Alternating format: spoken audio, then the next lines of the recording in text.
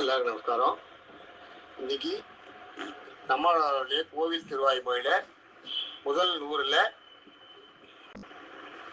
இருக்கிற முதல் 100ல் வர 20ல் நான் 2வது பதியத்தில் 4வது பாட்டு, அதாவது 24வது பாட்டுன்னு அர்த்தம். இது 24 கிடையாது, அது நடுவில் ஒன்று சேர்த்துருக்கு இல்லையா பல்லாண்டுல எல்லாம், அதனால ஒன்று அதிகமாக இருக்கும். 2வது பதியத்தில் 4வது பாட்டுன்னு அர்த்தம். பாட்டை சொல்றேன் கேட்டுக்கோ. இல்லதும் உள்ளதும் அல்லது அவனொரு எல்லையில் அந்நலம் புன்கு பற்றற்று. இதை பாட்டை சொல்லும் போது இல்லதும் உள்ளதும் அவன் உள்ளதும் அவனொரு எல்லையில் அந்நலம் புன்கு பற்றற்று அப்படின்னு சொல்லணும். இதை பாத்தீங்கன்னா இல்லதும் உள்ளதும், இல்லதும்னா இல்லாததும், உள்ளதும்னா இருக்கிறதும், இல்லாததும் உள்ளதும்னா இல்லாதது இருக்கிறது ரெண்டும். இல்லதும் உள்ளதும் இரண்டுமே இல்லாத இறைவன். இல்லதும் இல்லாதவனாகவும் இருப்பான், அழியக்கூடியதாகவும் இருப்பான். உள்ளதும்னா நீ நிலைச்சி இருக்கிறது, இல்லதும்னா அழியக்கூடியது, உள்ளதும்னா அழிவில்லாதது. இல்லதும் உள்ளதும் அழியக்கூடியதாகவும் இருப்பான், அழிவில்லாததாகவும் இருப்பான்.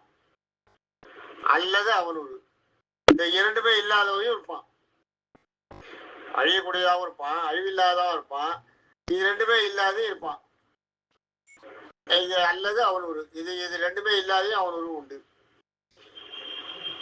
அவனோட உருவம் அப்படி இருக்குமா, அதாவது உங்களால என்னன்னே கண்டுபிடிக்க முடியாதுன்றதுதான் இது.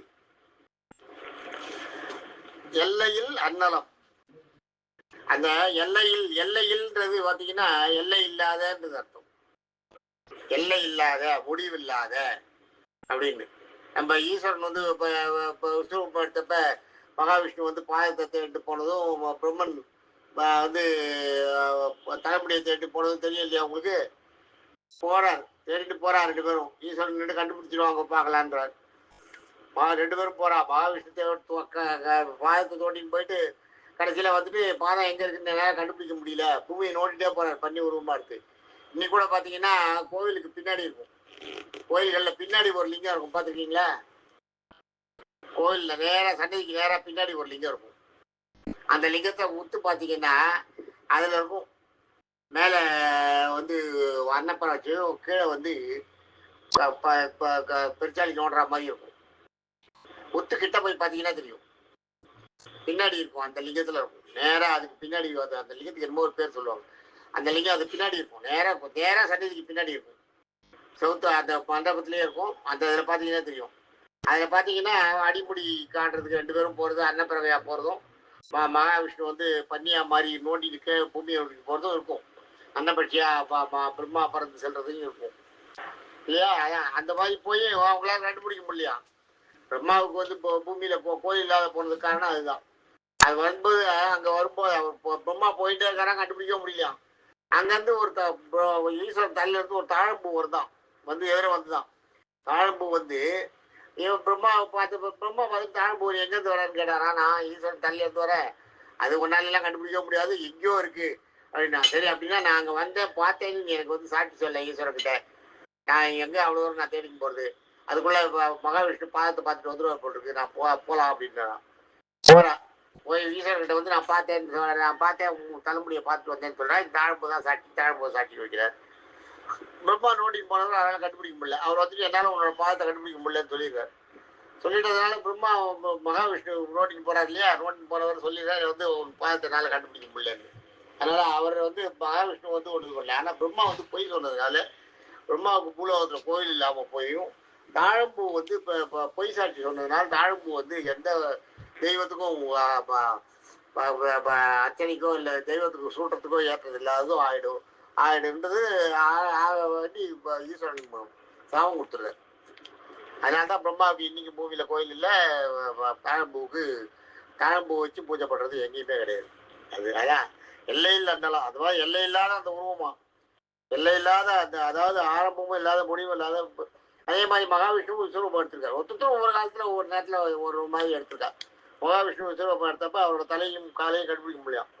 எல்லையில் அந்நலம், எல்லை இல்லாத ஆரம்ப முடிவு இல்லாத அந்த ஆனந்தம் இருக்கு நமக்கு. எல்லையில் அந்நலம், எல்லை இல்லாத அந்த ஆனந்தம் நமக்கு. அந்த பெருமாள் அந்த இல்லதும் உள்ளதும் அல்லது அவன் இருக்கா இல்லையா, அவன் உருவாக இருக்கா இல்லையா, இல்லதும் அல்லதும் இருக்கிறது அழியக்கூடியதும் அழியக்கூடாது இருக்காரு.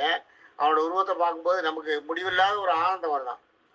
எப்போ வருதுன்னா அது புல்கு பற்றற்று. புல்குன்னா இருக்கிறது, இருக்க பற்றி கொடுக்குது. புல்குன்னா கெட்டியா விட்டாத பிடிச்சிக்கிறது. புல்கு கெட்டியா பிடிக்கிறது. புல்கு பற்றற்று. உன்னுடைய வெறுமை நீ பற்றி கொள்றது பிரயோஜனம் இல்லை. புல்கு பற்று பற்றற்றேன்னு வரணும். அது பற்று ரெண்டு கவிதைகள் எழுதும் போது அது மாதிரி ஒரு சில உண்டு. ஒரே இதை வந்து 2 தரம் எழுதாம ஒரு தரம் எழுதிட்டு அதுக்கு 2 தரம் மீனிங் சொல்ற மாதிரி. புல்கு பற்று. புல்கு இறுக்கமா, பற்று என்ன பற்றிக்கிறது பிடிச்சிக்கிறது. பற்றற்றேன்னா உனக்கு உடம்புல பற்று இல்லாத இருக்கணும், எதுலையும் பற்று இல்லாதவனா இருக்கணும். எல்லாம் இந்த உன்னுடைய ஆசைகளை திறந்து நீ அந்த இறைவனுடைய திருவடியை பற்றுக அப்படின்றதான் இந்த அர்த்தம் தான். இதுல என்னதான் இல்லதும் உள்ளதும் அல்லது அவங்க எல்லை இல்லைனாலும் புல்கு பற்று. இருக்கிறதும் அழியக்கூடியதும் அழியாததுமா இருக்கின்ற அந்த நாராயணனுடைய திருவடியை பற்றுவதற்கு நீ என்ன பண்ணணும்னா இருக்க பிடிக்கணும். உன்னோட பற்றுகளை எல்லாம் திறந்து அவன் காலை இருக்க பிடிச்சிட்டேன்னா எல்லை இல்லாத அந்த ஆனந்தத்தை நீ அடையலாம். அதை அடைவதற்கு நீ இதை பண்ணணும் அப்படின்னு சொல்றாரு. தேங்க்யூ. நாளைக்கு அடுத்தது பார்க்கலாம்.